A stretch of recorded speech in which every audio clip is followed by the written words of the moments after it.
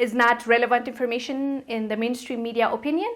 That's so crazy to me. Hello fam, welcome to the African Diaspora News Channel. I am Wongel Zelalem bringing you this report. Today I want us to talk about the mainstream media. If you remember, just recently, the past couple of months, the mainstream media, it's like they had no news other than the conflict within Ethiopia. That the headlines read Ethiopians killing each other, Ethiopians waging war against their own, Ethiopians fighting, Ethiopians, this many people died, this many people are fleeing. We don't have enough information to talk about this because the government has blocked network, has turned off electricity, water. Goes on and on and on and on, which most of it was true. I'm not here to say none of that happened. It did happen. Yes, some informations were being tweaked and molded into a narrative where it fits whatever that person wants to hear or wants to tell. That also happened, so we can't lie about that. But my thing is, we haven't heard anything from mainstream medias. You can call the CNNs, the BBCs, the Al Jazeera, call them all out. At least while I'm filming this video, nobody talked about the conflict is dying down.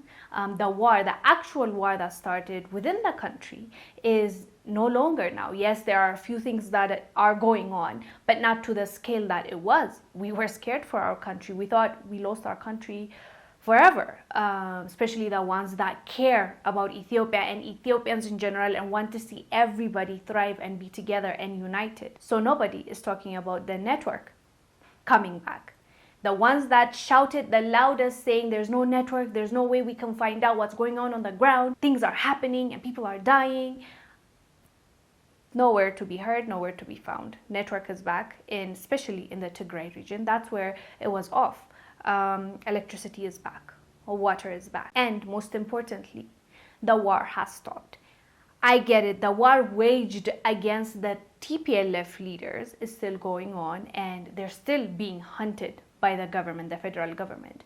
But that's beside the point, because the narrative that was going on is the federal government is attacking actual civilians and innocent people in the north, in that specific region, Tigray, and killing them or targeting them because of their ethnicity. Not necessarily the government is going against those specific crooks, alleged crooks, and going after them. Instead of that, the narrative was like this whole government is going against that specific region of people. So that was the narrative because network was off and they were saying how the government turned it off. Now we find out Ethio Telecommunication, which is the network provider for Ethiopia, and it has been like that forever. It's monopoly. They control it. It's just them. In the future, Safaricom and other networks are bidding to come in Ethiopia. That's another story. But they came out and they even has footage of the people that destroyed the network, and it was not the government. You know why I say it's not the government? Because if the government wanted to shut it down, they could have without destroying an infrastructure, without them going in and destroying like an actual thing, because it has happened before. Trust me when I say this. The government has blocked our network since like always. Whenever there's conflict, whenever something is about to arise, the first thing they switch off is the network. Is that good? I don't think so. But I've heard good arguments as to why that can help with this false information going out and people abusing that and all that. Okay, we can argue about that. But that's not the point. The point is the main claim that those leaders, the TPLF leaders, and I guess their people that are backing them up, their claim was this government shut down the network so that people will not get the information, the real information, that what is going on the ground. And that was scary, to be honest. Like I did a video just a few, was it weeks ago, talking about this. I'm like, I don't know what's going on the ground. I really hope civilians and innocent people don't lose their lives because of this specific 30, 40 people. You know, like that's not fair. That's not fair in any world. One person shouldn't die because of somebody's greed, somebody's corrupt ways. It's just not fair. And the Tigray people, you guys, are the most wonderful people. You guys, you have no idea how sweet they are, how hospitable they are. You might even find yourself thinking, why are they being too kind to me? Like, is there something going on? Like, seriously, that's the experience you get if you go there. And Phillip has also been there, and he told me the same thing. That's the experience you get with them. So one person dying it was so scary. And sadly, there are people that lost their lives for this unfortunate conflict, and people died from both sides. You know, both sides are our people, Ethiopians. The side that is backing up or standing up for those regional leaders, ex-leaders that were wanted by the government to answer for all the things that they have done, the corruption, the stealing, the killing. The ones that back them up, the ones that are fighting on their side are Ethiopians. It's not like those leaders are fighting, you know. They're making people fight for them on this side, on the government side. The soldiers, the military people are Ethiopians. So it's a lose-lose either ways. When they're fighting, the blood that is shed on this side is Ethiopian, the blood that is shed on this side is people, the Ethiopian people. So it's really sad. And to top it all off, the people that are on the ground are Ethiopians, innocent civilians that had nothing to do with this.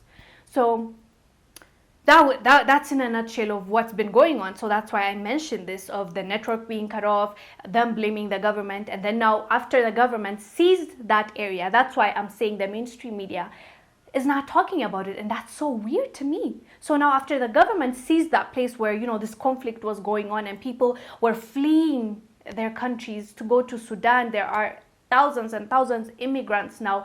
They're trying to get shelter because they're scared of the conflict. All that happened, and the government seized that area, the central government seized that area, and now they have network, everything is back. Most importantly, the people are okay. They are able to now talk to their loved ones outside of Ethiopia, in Ethiopia, outside of that region, and nothing, not a peep from the mainstream media.